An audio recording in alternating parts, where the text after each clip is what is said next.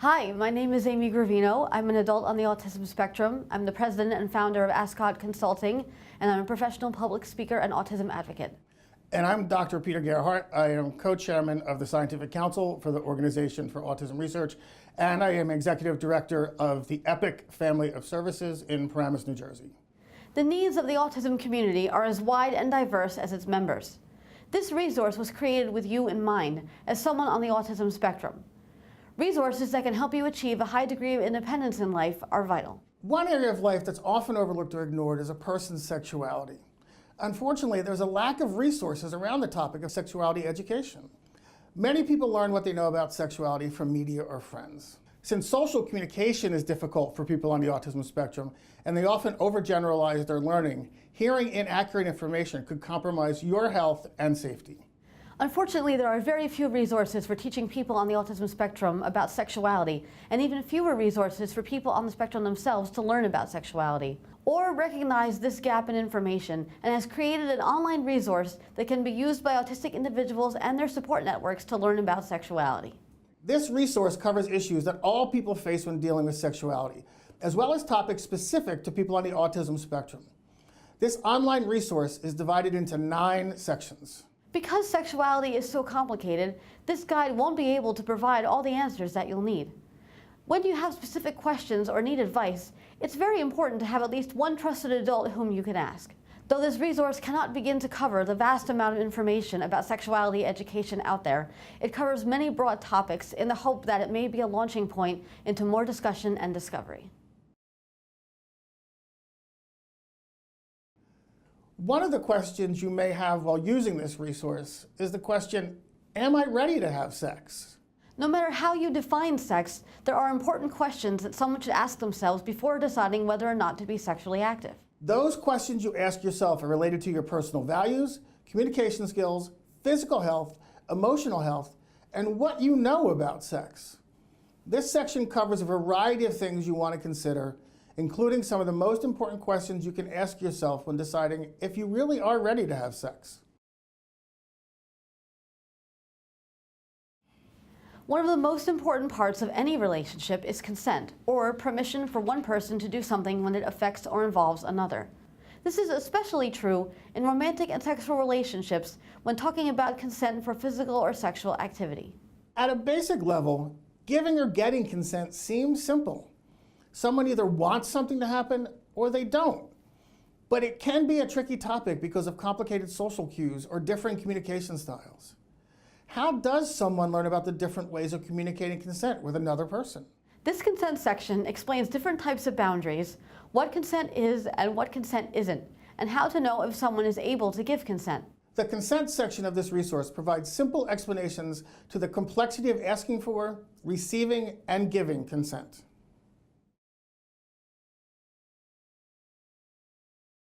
Dating can seem like a scary and overwhelming part of life that is nearly impossible to navigate.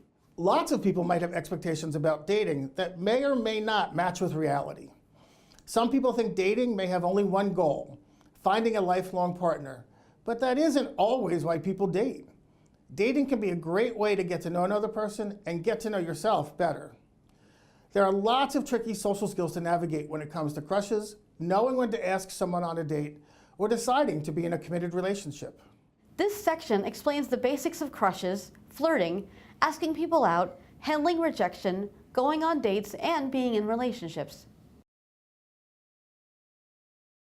Everyone deserves to have the kind of relationships that make them feel happy and make them feel fulfilled. The first step to achieving them is by understanding how relationships work. Knowing the differences between different types of relationships can be complicated. There are often subtle differences between types of relationships, like coworker and friend, acquaintance and stranger, or close friend and romantic partner. These nuances seem even more complicated when we are expected to rely on social cues to automatically know the difference. It's important to know the different types of relationships so that you can understand how to interact appropriately with the other person. It's also important to know whether relationships you're in are healthy. But what is a healthy relationship, and how do you tell if your relationships are healthy or unhealthy? Unfortunately, some people might try to take advantage of people on the autism spectrum, so it's also especially important to know how to identify unhealthy relationship characteristics, including sexual harassment, abuse, and assault. This section covers what some of the different types of relationships are and how they may change over time. It also covers important skills like understanding what makes relationships appropriate or inappropriate, how to recognize healthy or unhealthy relationships, and even abusive relationships, and what to do if you notice harassment, assault, or abuse.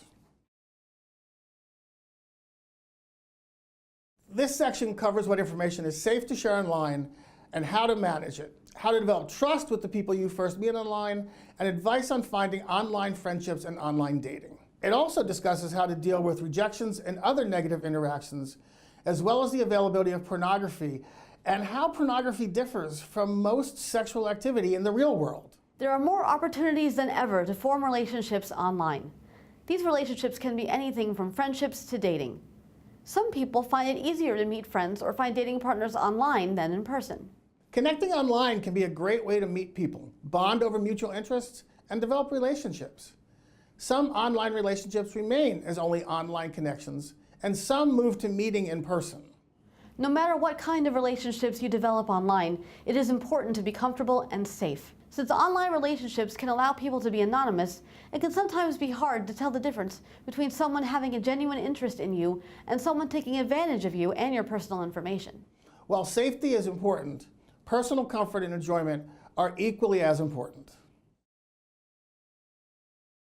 Sexual orientation, gender identity, and gender expression are all different and can be confusing, but they play a major role in how we understand relationships, puberty, dating, sexual activity, and many other topics covered in this resource. Being lesbian, gay, bisexual, transgender, queer, or a different sexual orientation or gender identity, or LGBTQ is simply part of human diversity. Understanding the appropriate terminology is the first step to understanding the role that orientation, identity, and expression play in your life.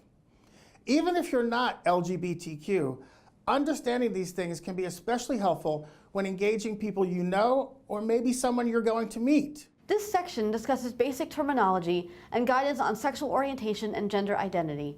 It also goes over specific concerns for LGBTQ people who are on the autism spectrum and what to do if you or a friend is LGBTQ. An important part of sexuality education is understanding the human anatomy, especially the strange and sometimes uncomfortable changes that happen during puberty. Understanding how our physical bodies work can help prevent discomfort, embarrassment, and unease as changes occur. Beyond that, how our bodies work before, during, and after sex is valuable information for anyone to understand. Additionally, with the onset of puberty, there are some social expectations that begin to develop, especially in the area of personal hygiene. This section discusses the basics of bodies, how they change during puberty, and how that relates to sexual activity and reproduction. We'll also talk about important puberty-related hygiene practices. Knowing how to act appropriately in different situations can be challenging, especially when certain behaviors are considered appropriate in some places but not others. You are expected to know what is considered appropriate behavior in public and private places, even though you may never have been explicitly taught, or even if the social rules change based on different cultural or social groups.